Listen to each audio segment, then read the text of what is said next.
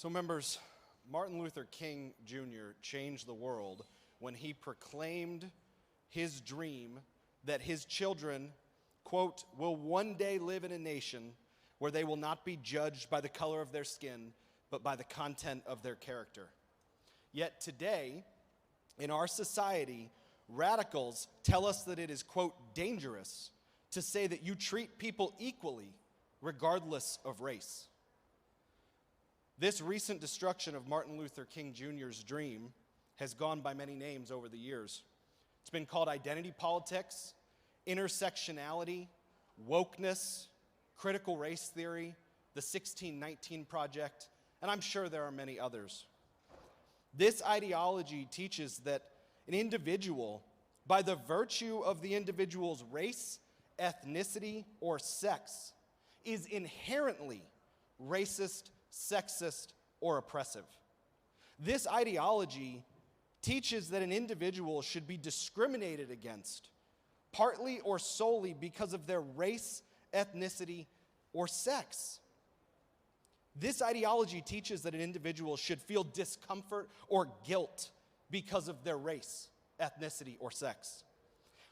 This ideology teaches that meritocracy or traits like a hard work ethic are racist or sexist.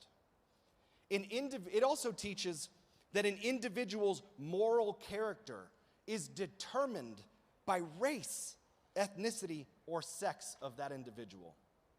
Consider the words of Ibram X. Kendi, one of this ideology's loudest proponents. He said, quote, "The only remedy to past discrimination is present discrimination. And the only remedy to present discrimination is future discrimination." Proponents of this ideology are quite literally calling for racism both now and in the future. No matter what name it goes by, the racism and bigotry of this ideology is morally reprehensible and worthy of our society's strongest condemnation. This is not the American way, and proponents of this ideology's attempt to enact state-sanctioned racism is overwhelmingly rejected by the American people.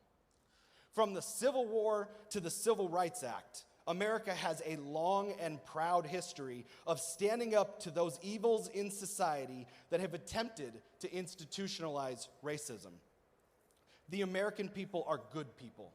They are decent people who love their neighbors and abhor racism. As I mentioned, from the Civil War to the Civil Rights Act, we have a long history in this country of stomping out racism wherever it exists. This nation is accepting and diverse and loving.